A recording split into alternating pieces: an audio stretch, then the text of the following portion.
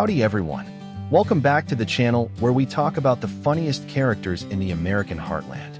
Today, I've got to tell y'all about my friend Sam. Now, if you don't know Sam, just imagine a man who's got more common sense than a library, but uses it in the weirdest ways possible. You're going to want to stick around for these 3 stories, because Sam's logic is truly on another level. Before we dive in, make sure to subscribe and join our family. We're pushing for that 1,000 sub mark, and your like helps more folks find these laughs. Ready? All right, let's see what kind of trouble Sam got into this time. You see, it all started last week when Sam decided he wanted a real, old-fashioned turkey dinner. He drives his rusty truck into the city, goes to one of those fancy organic supermarkets where they play jazz music, and buys the most expensive bird they have.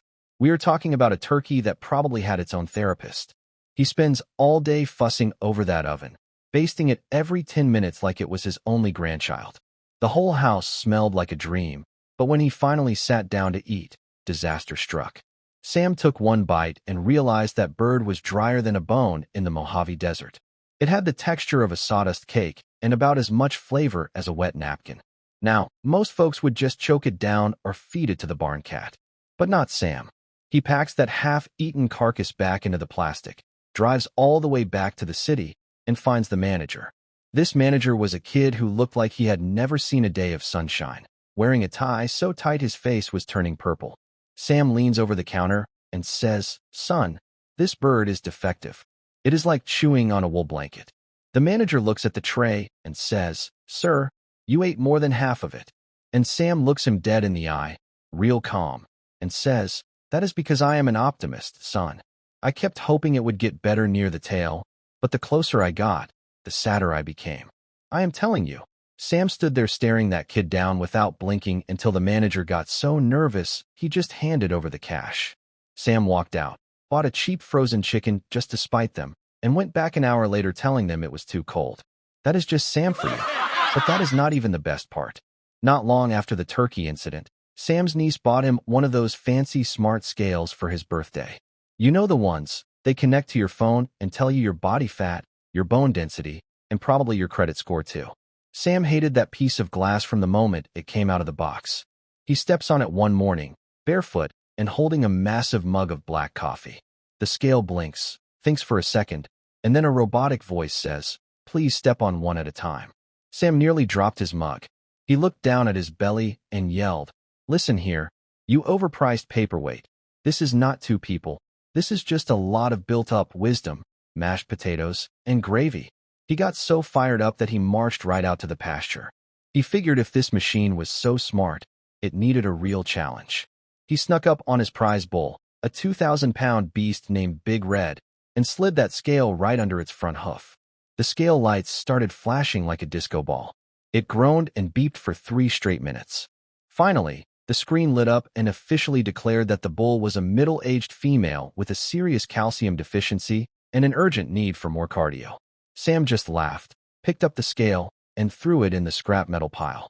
He told me later that if a machine cannot tell the difference between a grumpy old man and a ton of beef, it has no business telling him how to live his life.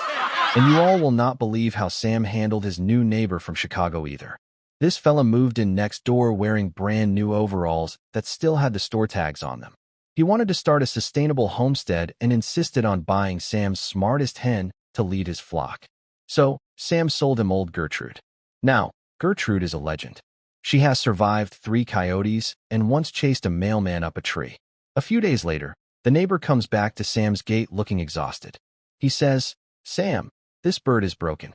She will not lay eggs. She will not scratch for bugs. She just sits on the porch swing and stares at me like I am the biggest idiot she has ever seen." Sam just leaned back on his fence and started laughing. He said, "Well, neighbor, you asked for the smartest one.